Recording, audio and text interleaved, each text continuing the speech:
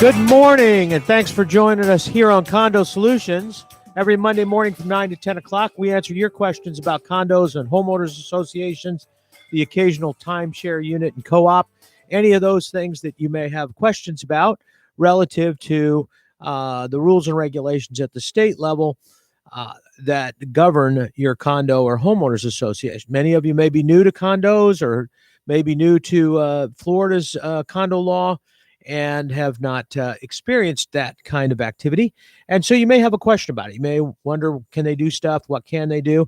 And plus, it's good to know something about condo law and what's happening in condos. So many people do live in condominiums or are buying into condominiums that it's important to understand what the rules are and what they can do and can't do and why they do it.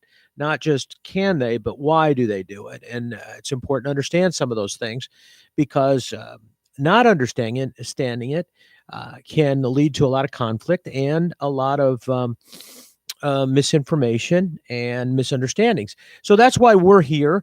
My name is Mark Brackbill. I'm a local CPA, a community association manager, and have been practicing in this area for just over 25 years and working with condos. I also handle and do expert testimony for condominium cases and also teach condominium tax classes and various classes to other CPAs in the state. So I've been doing this for a while. I like the work. It's interesting. It's challenging. And it's fun from time to time, and then it's interesting from time to time. But along with me is Peter Mullengarden. He's an attorney and has spent years and years in this area, specializing now in the Common Interest Realty Association area, and has worked for or with condominium associations and homeowners associations for years. So he has tons of experience relative to condo law, court cases. He's been directly involved in a lot of cases going on, that have happened over the years. His firm has been involved in a number of cases that happened over the year. So he's got a wealth of knowledge in that area. And we're here to answer your questions. So all you have to do is call this number, 220-9788, 220-WSTU. That's the number in the studio. You can write that down and save it for future shows. That's the number you call in, and Evan will take your call and get you on the air. There's a couple things we ask or mention when you are getting on the air. One is we need a name. We don't need your name, but we do need a name so that we've got something to call you. And then we also caution, we don't need your association. And the reason is that generally people hear an association name, they think it doesn't apply to them.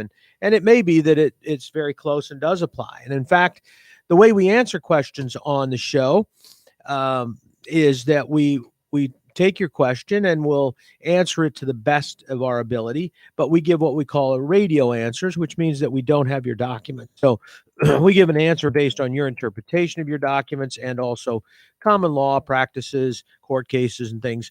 But we also will tend to talk a little broader about an issue just so that you have an opportunity to maybe ask some questions, and also so that other listeners who might not have the exact same problem but a similar problem might get their question answered. So we ask that you bear with us from that standpoint because we may, it may not be your specific answer on some of the stuff. It may not apply to you, but we try to do the best we can to get everybody answered. And if you have a follow-up question, feel free to ask it. So that's the ground rules. Not very hard. We try to make it as easy as possible, and we're here for you. So again, 220-9788, 220-WSTU. Good morning, Peter. How are you? Morning, Mark. I'm well. How are you? Good.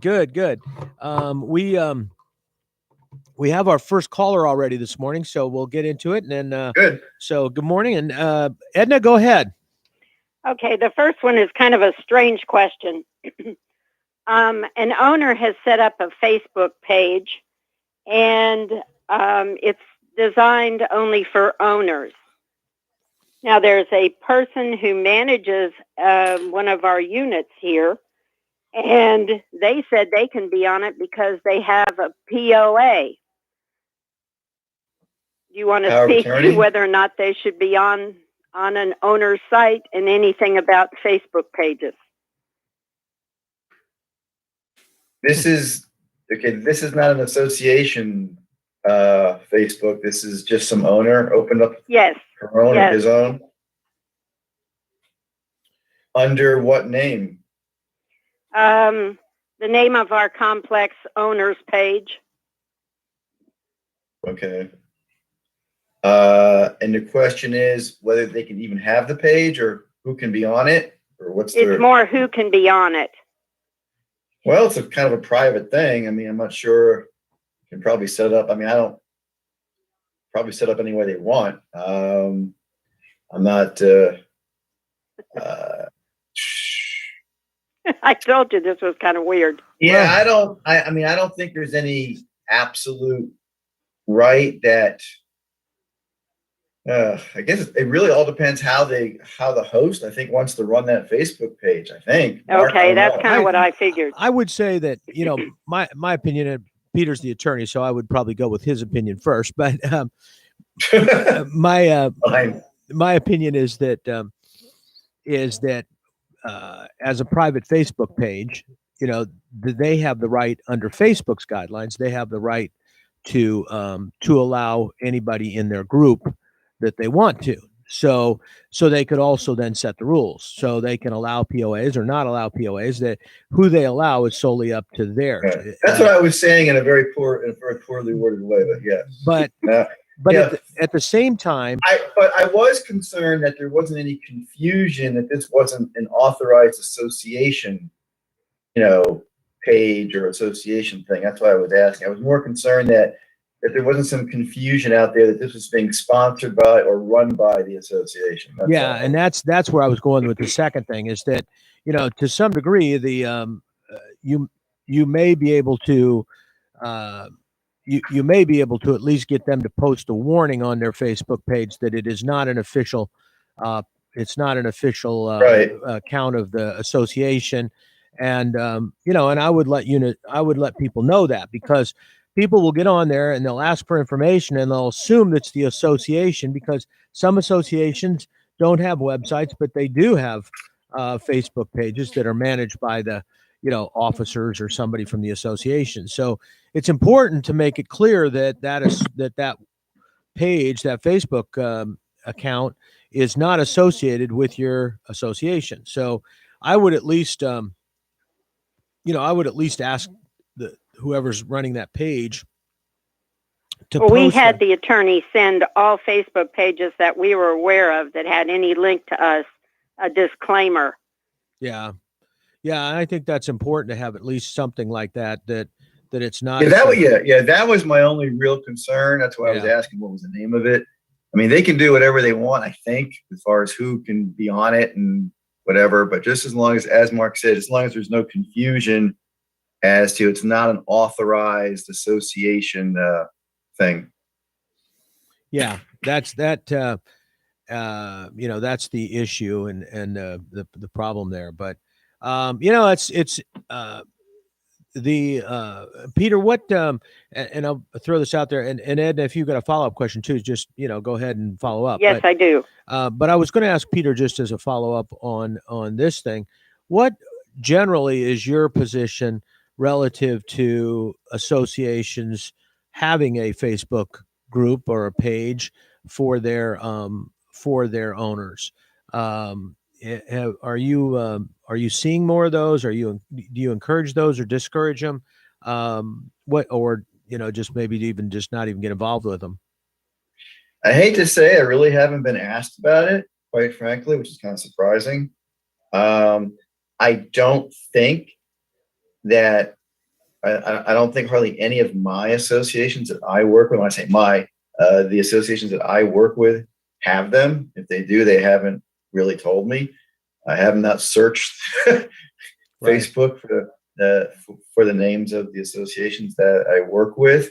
I mean, if they came to me and asked me, I think it depends upon, you know, what the purpose of the Facebook page was. I think if they have a website, I would rather them stick to that.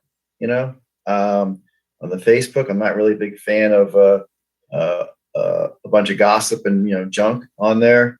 Haven't really thought about it that much. Honestly, I really haven't been asked. Again, I think it would depend upon what's the purpose of it. If it's just a way to let people know what's going on and things like that, okay. I don't have a thing. I'm not sure I have a huge issue with it. Again, it really depends upon what's it being used for, and what are people Well, some of our Facebook I would have pages to have see it, been I used guess. as a bully pulpit, which is not a good idea. Right. Yeah, that's what Well, this has been going on. This has been going on ever since we, started having blogging and Facebook and then social media, where it just becomes a electronic bulletin board, right? For people just to put up whatever they want to, say, usually negative, but sometimes positive. And I'm not really opposed to, people getting their opinions expressed necessarily. I get somewhat concerned when the association starts expressing things, but I would really have to, again, not that I'm trying to cop out of the question. Just I haven't seen it. Honestly, I don't think my associations are doing Facebook pages. I don't think so. At least they haven't been telling me about it. Yeah, but it is kind of difficult when you got this out there, and you can, and potentially you've got somebody who's posting, and like Edna says, a bully pulpit. By the way, Edna, if you want to contact me off air, I can tell you how to get that website taken, or that Facebook page taken down. It's pretty easy nowadays. Really? Okay. You just post right. You just post some stuff that Facebook doesn't like, and they'll be suspended for a period of time. So. Oh yeah, we've had owners have that happen. Yeah, that's what I'm saying. If you want to get it pulled down, just go down and just post a couple key things on there, and I'm pretty sure they'll be off the internet for a while. So, okay, all right. It's kind of my C4 answer for it's kind of my C4 answer for the internet. It's also the way to blow up the internet. But anyway, go ahead, Ed.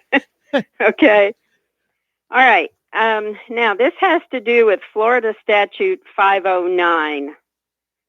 And this is a situation where it says, I don't know if you can pull it up, but it basically says that communities, and not, I'm going to say counties, cannot regulate rentals.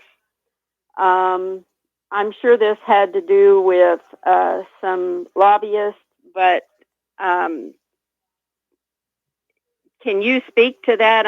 We as an association could regulate rentals if it was in our docs, or we even put it in the docs going forward.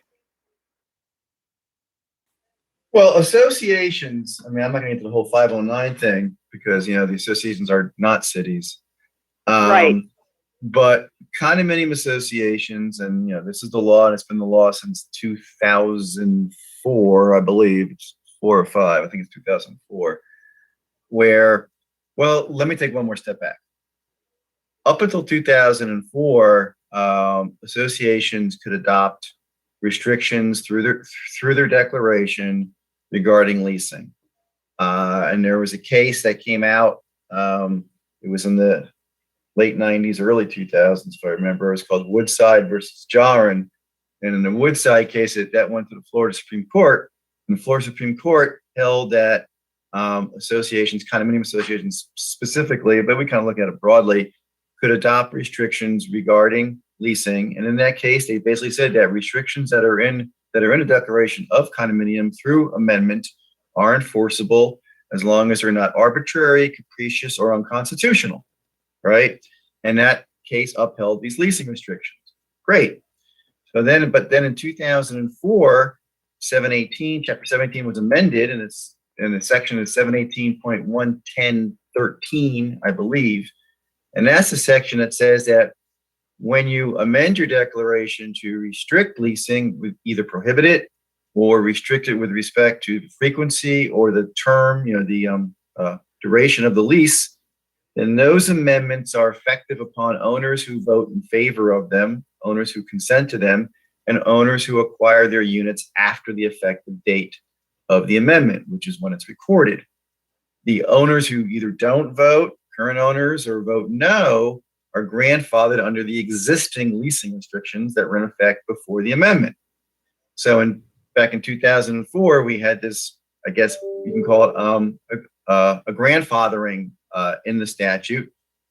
I think this was a reaction to the Woodside case, in which leasing was deemed to be more of a vested right and couldn't be changed with respect to your unit without your consent, but who you sold your unit to or who you transferred your unit to would be subject to that. Interestingly, Chapter 720 was amended this year with a similar provision about leasing restrictions, although there they had an exception for entities that acquired units. So if they acquired a unit like a big LLC and then they transferred it to some other LLC that they controlled, they were still exempt. So I think that was done for some of these large LLCs that own 8 gazillion units throughout the country, and especially here in Florida. Mm-hmm. So long story short, if you're going to do a leasing restriction, put it into your declaration, but be aware of this grandfathering provision for those owners who either don't vote or vote against it. Okay. And this is an area to, and it's interesting you brought it up, because this is an area to keep an eye on, because the state legislature has been going back and forth in terms of trying to override local municipalities have in general tried to restrict Airbnb and those kind of things. And they've also, it's kind of a weird situation, but what it boils down to is that it's also the way that they not only restrict Airbnbs, but it's a way that they restrict sober homes and things like that they're trying to, that these municipalities are trying to rein in, like Delray and some of those places are trying to rein these in and a little bit. And the state legislature has been trying to, allow some of these Airbnbs in particular. Right. And so they have continually tried to pass legislation that would override municipal control. And I think as recently as the last session, they may have done that, but it doesn't include HOAs or condos. They tried to put that into the condo HOA. Right. It didn't get there. It probably will eventually. Yeah, and that's where the Airbnbs and the VRBOs and the HomeAways, it's probably coming where they're going to be exempt, but it's not there yet. Yeah. Okay, well, that's kind of the issue here is and I hate to get into specifics, but our docs say that we'll follow the county ordinance, and our ordinance was in effect prior to 1999, or it was put in effect in 1999. And then it basically, if that ordinance goes away, then it reverts to that Florida statute 509, which basically says the county can't regulate this stuff. And then if our docs say we go with the county, then that's where we're stuck. That's a problem. Yeah, that would be a problem. But, and it may be, and it probably is that, if there's still an opportunity to do it, that the association needs to amend the documents and put something in there more specific. Yep. Because otherwise, you're right. You're exactly right. You'll be bound by. And, that's common practice in association documents, is to tie it into stuff so that you don't have to constantly change it if there's been a small tweak to the. Although to me, that's pretty unusual to see that's tied into a county ordinance like that, quite frankly. I don't see that too often. I guess yours is. But yeah, and I mean, these docs were developed in the sometime around 94. Yeah. So if you did do the amendment, as Mark said, to restrict leasing to say, no more than once a year for a term of not less than whatever, or something like that, then you would be subject, it would be enforceable, but you'd have that whole grandfathering thing that we just talked about. Yes, I know, I'm aware of that, but it's good for people to know about that. And, and the other thing is that it on some of this stuff, it's important to kind of keep an eye out on who you're actually what you're actually trying to do. Are you trying to go all the way with no rentals? Are you trying to go with only seasonal rentals? Are you trying to go with, you know, a couple rentals a year, but no Airbnbs and those kind of things? I mean, I think it's kind of important because, uh, some people are going to be opposed to certain things, but not others. And so, sometimes it may be easier to rein some of this in a little bit at a time. You know what I mean? Yes. And and I, in full disclosure, I have been an investor. I've been a landlord, had tenants, and it is, and and I think it's a good thing for the association if you have regulations that the landlords have to follow, and because typically the landlords are going to pay their rent. They got money coming in normally, unless there's a moratorium, and so and they want the association to be nice because you get more rent if it's nice. So I think there's some pluses and minuses with landlords. I will also say that, and right now it is definitely still true that to the extent that you allow leasing of some kind in your association, you're going to get more money for a unit than if you don't, because there'll be more people willing to buy. Um, and it's kind of interesting because I noticed I've been working with a client recently trying to buy property on a 1031 exchange, and they need investment property, and there's some places that we've paid top dollar for in effect, because they made it easier for leasing, and then there's other ones that we had to turn down because we couldn't generate revenue out of it. So it's stuff for associations to consider. We go through these cycles where times are good and people are paying their rent, and they're paying their association dues, and everybody's current, and money's cheap, and you can borrow money, and you can get into an association easy. And then other times where um, you know people need that help, need that flexibility to be able to sell their units. So and I think we're coming into that again, to tell you the truth. I think we're going to see a little bit of a Yeah, significant tightening. it's high right now, but then we could go Right. back to 2008. Right, exactly. And we could go back there pretty quick if interest rates went up by about 3 or 4%. Yes. It would make it very expensive to buy a home, and then you'd have nothing but cash buyers. And when you have nothing but cash buyers, at that point, prices come down. But anyway, so I think that I think that associations do need to look at this. I'm glad you brought this topic up because this is it's constantly a threat. And in your situation, certainly the association probably should go ahead and take a look at amending their documents and getting something that's more appropriate for everybody in the association. Yeah. Okay. Well, I mean, what's starting to happen in this area? I'm on the coast, but they're trying to do like a condo tell and development along canals and things like this. And if there's any way we can stop it, we're trying to do that. You know, that is, that's an interesting thing and that's, they say right now in the real estate market that the trend is going to be towards rental versus purchases, and that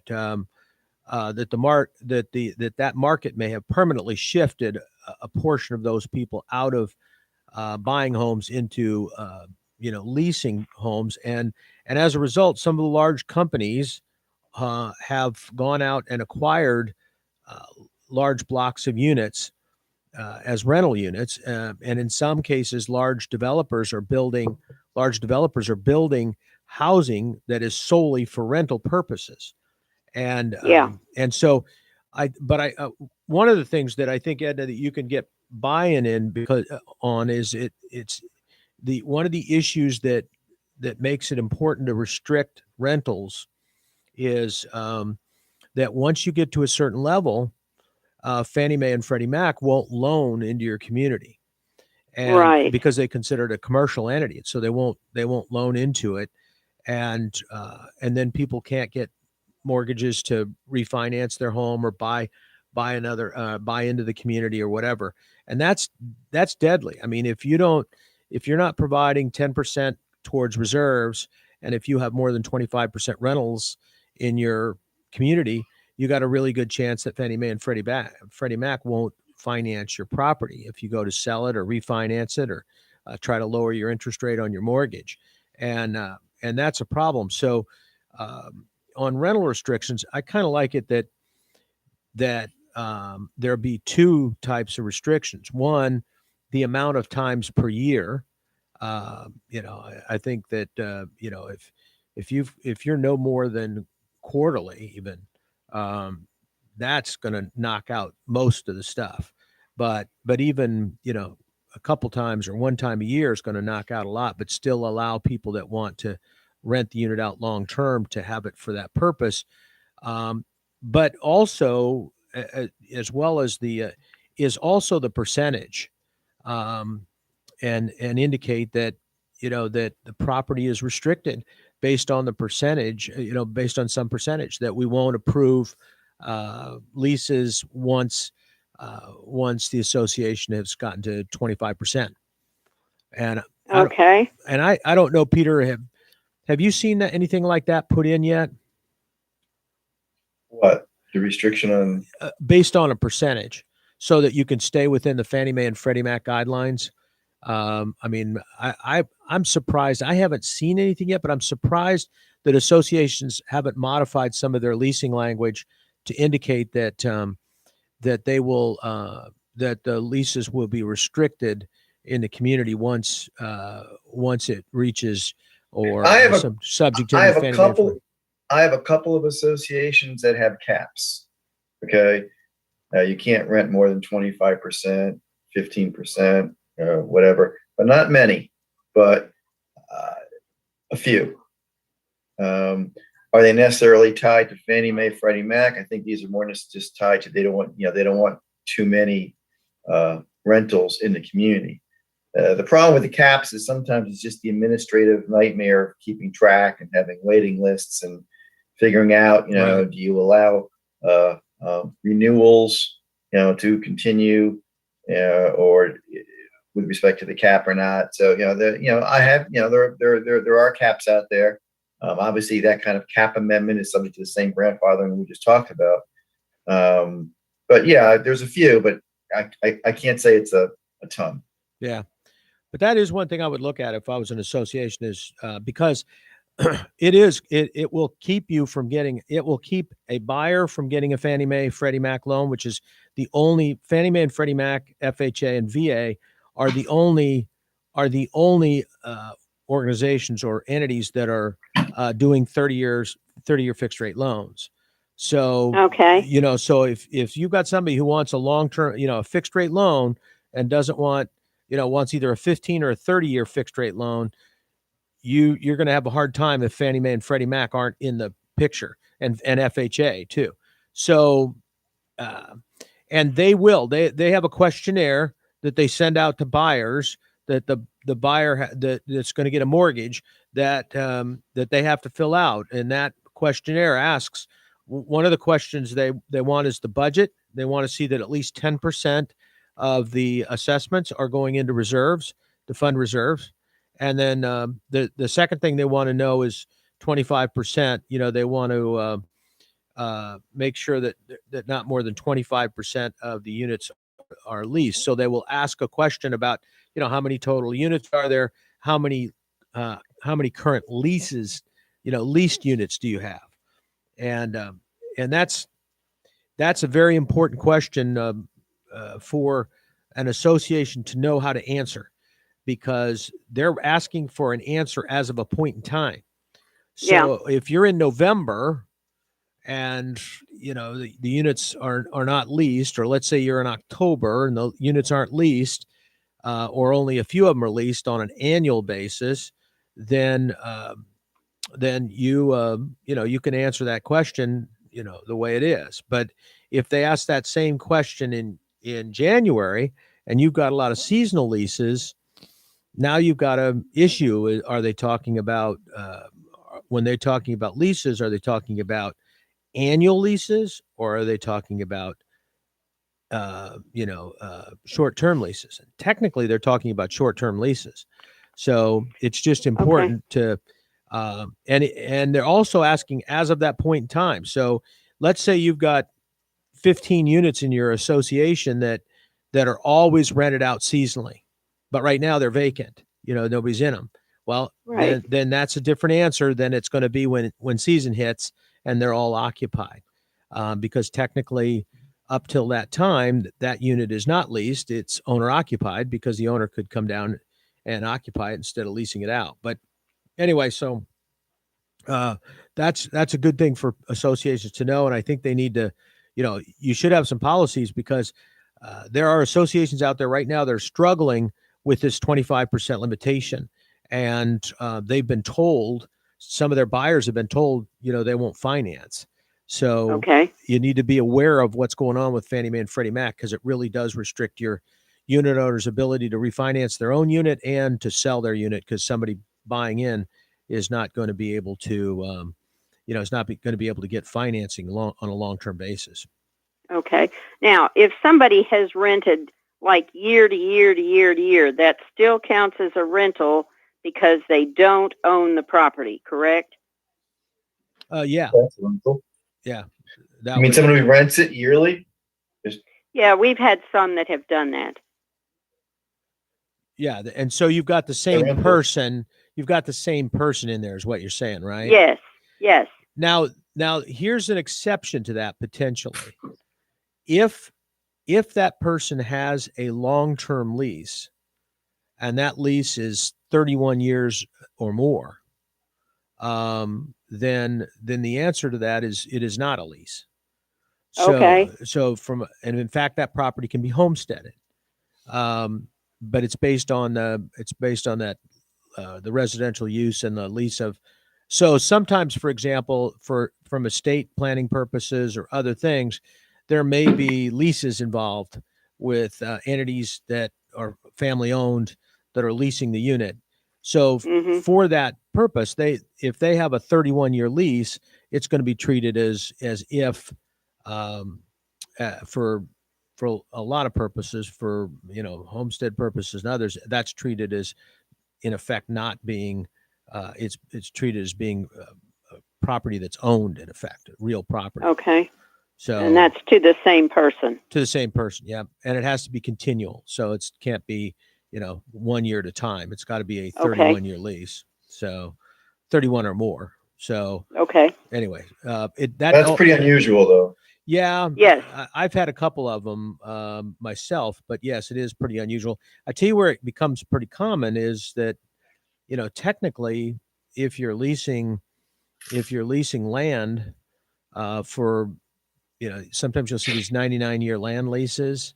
Then at that we got one of those. Yeah. So at that point, if you put a property on there, a house on there with a 99-year lease, it's kind of the same as being a owner occupied. Okay. Well, this is a boat dock, but anyway. Yep. Yeah. It could be same thing. Yep. Okay. Well, I thank you guys. Yep. No problem. Thanks for the good Thank questions. You, we appreciate it. All right. Yeah. Good questions by Edna this morning, and good points to bring up because those are out there and becoming more and more popular. And I expect as interest rates go up, we will see more of the. We will see a little bit more of these questionnaires getting more specific relative to, who's leasing the property, how much money's going into reserves, and all of those kind of things. In fact, with the Champlain thing, I think we'll see a lot of more associations looking at insurance coverage and reserves. I think that'll be more of an issue coming up here, but we'll see. I think that situation, most of us think that most of us are kind of curious with what the insurance company decided to pay, recognizing that they haven't seemed to have done that in the past. But anyway, so have you heard anything more on that, Peter? Well, Champlain? Yeah. As far as the insurance? payment? Yeah, or any of the things. Have there been any? I know there's that committee that's working on stuff. On reserves. I don't know if you've heard anything Well, further there's a on task task force force. that Yeah. created. One of our attorneys is on that task force. They are looking into, basically everything with respect to that situation. I haven't heard. I know there are a couple. Well, I know there's a couple of cities that are in the process of adopting ordinances regarding building certifications. I believe the city of Boca Raton and I believe the city of Highland Beach up this way are both. They haven't adopted them yet, but are in the process of adopting some type of, whether it's a 20-year, 30-year, Miami-Dade, Broward type of. I don't know the exact language yet. So I know that's coming. As I've mentioned before, I think that more counties, cities. I heard another one. I think was it maybe Aventura, a little bit south, was going to do something where anytime that the building was inspected, the report had to be turned over to the city by the association. Whenever they had any kind of engineering report, and that's what I heard. I don't know if that's actually been done or not. So there's things percolating out there. Obviously, there are going to be. We talked about this before. There are going to be changes. I don't think that's going very far out on a limb to say there are going to be changes with reserves, with building inspections, certifications. Where that finally ends up between counties, cities, states. I mean, I don't know. So we'll see. Yeah, it's going to be interesting to see what happens there and what the situation is, because it can certainly substantially impact. It can substantially impact the value of units in an association. It's going to impact the value unit. It's going to impact every association's budget. Right. Okay. Whether that's just having engineering reports, whether that's having some type of mandatory reserve, I don't know if that's coming or not. Yeah, you're right. What is the insurance industry going to do? Don't know. But there is going to be obviously an impact, and the costs aren't going to go down. So, the costs are going to go up.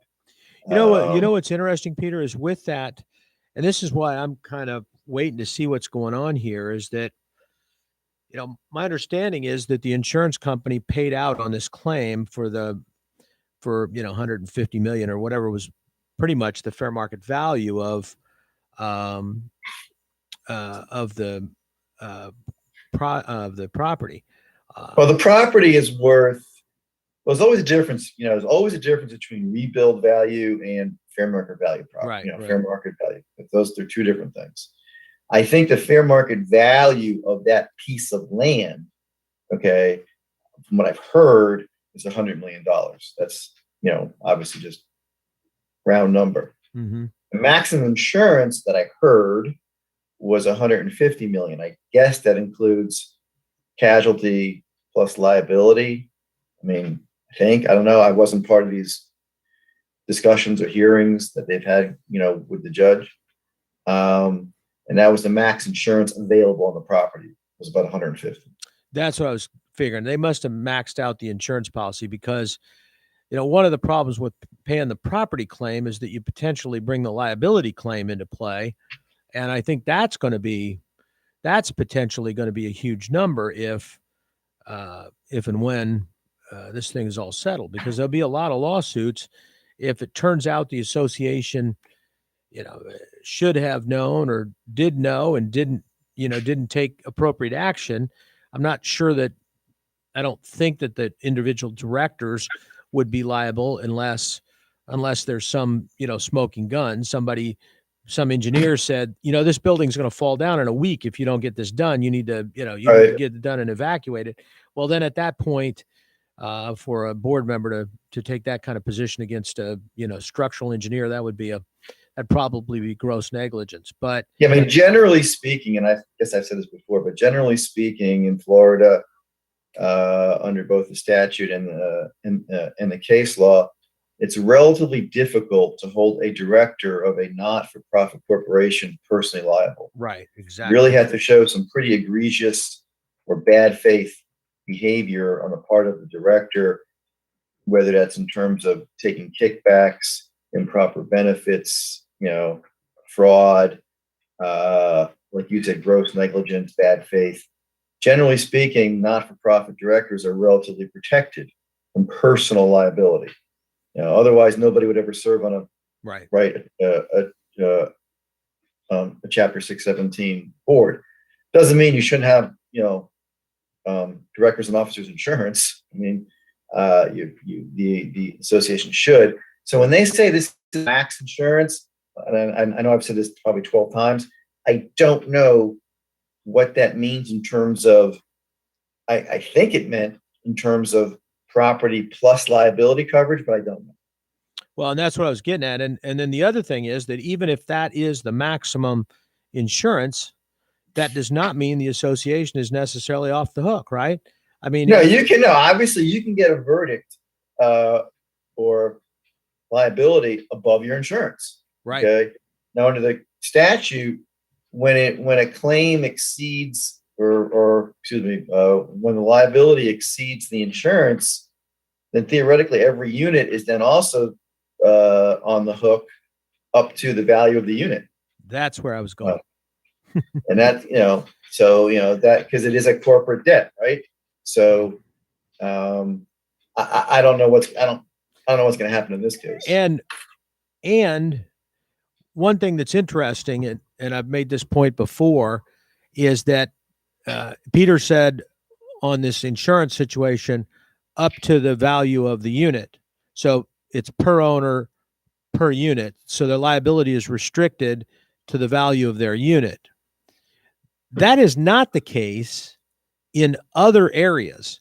So, for example, if you have, let's say that you have, half your units are not sold or vacant, or like we had in 2008, 2009, and the association can't pay their assessments. So individuals can't pay their assessments because the units are empty. Banks, they're under bank, and the banks haven't taken them over. The whole situation we had in 8 and 9. They then, you have to then assess other. Everybody else has to pay that assessment. It gets spread to everybody else, which of course causes other problems. And your obligation there is not limited to at least there's no court cases at this point, nothing legally that limits your liability on assessments to the value of your unit. So if you don't have some mechanism to walk away, let's say you got a loan on the property and you just walk away from the loan, and the bank's takes over the liability or has responsibility for it. But if you have a unit that you own free and clear, you could be looking at some significant assessment that actually at some point could exceed the value of your unit. On the insurance side, at least it's limited to the value of the unit. But think about that for a minute. I mean, that's a big number. If the association were to get sued, and no, you're right. There is no limit on the assessment side. Yeah. So this is going to potentially, it's a problem for others.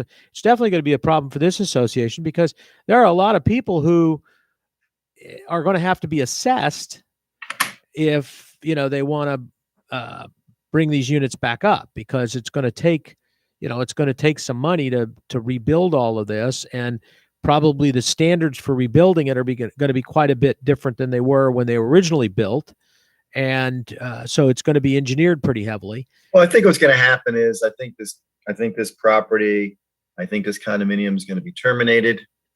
The property is going to be sold to a developer or whatever. And then that money is then going to be distributed among the owners pursuant to whatever the plan of termination is. And I think that's what's going to happen here. Now, Peter, but wouldn't the insurance back off at that point? I know that when I've looked at policies in the past, one of the issues that comes up, and we looked at this at the hurricanes in 2004. When the hurricanes hit around here in 2004, there were a few associations that were, at the point that they were going to be red tagged, and as a result of that, and just for those people who don't know what red tag means is that the building can't be reconstructed. Building can't be occupied. It can't be occupied, and potentially, it can't be occupied. And if it's, and it means that the damage is such that to be reoccupied, you have to bring it up to current code. In other words, once it's been red tagged, you can't just replace it the way it was. You have to bring it up to current code. If that's sprinkler systems, if that's like in the case of a couple buildings here. Well, that applies, Mark, not just to red tag. That applies to sometimes just rebuilding. Period. Well, it does rebuilding, but if the destruction was less than 50%. It's 25% actually. Well, okay. For certain components, maybe they changed it, because up here, I know we had a couple associations that are down on East Ocean here in town, and those associations were built in the early 70s, and there was at that point in time, the city didn't have a restriction relative to how high. Well, to answer your question, I'm not sure how it's being coordinated between termination, sale, and the insurance. Right. I don't know. And I know in those situations, what I was getting at is that they, because the cost was going to be astronomical, they had to lift two buildings. And because the cost of that was going to be fairly expensive, they were looking at not rebuilding, just like you're talking about, selling those units off, selling that property off or whatever. And the insurance companies all said, if you don't rebuild, the insurance isn't valid because it's replacement cost. If you don't replace it, we're not paying out. I thought about the same thing. I'm just, again, I hate speaking out of ignorance here. I just, I haven't been, I just know what I've read, reports. Yeah. And it'll be interesting to see what's going to happen there. There's going to be a lot of things, just like a lot of stuff came out of the 2004 hurricanes and the damage that was done there and some of the other hurricanes we had. This is going to create a lot of activity and a lot of interest. It is a large disaster. I mean, relatively speaking, one of the largest disasters we've had in the United States. So it's going to be interesting to see what goes on here, and we'll track it for you and try to keep you up to date so that you as an association can take action. Peter, I appreciate you always being here and having all the answers. We appreciate that. And we'll be back again next Monday right here on WSTU from 9 to 10 o'clock every Monday morning. Condo Solutions right here on WSTU Digital 1450. We're Martin County's Heritage Station.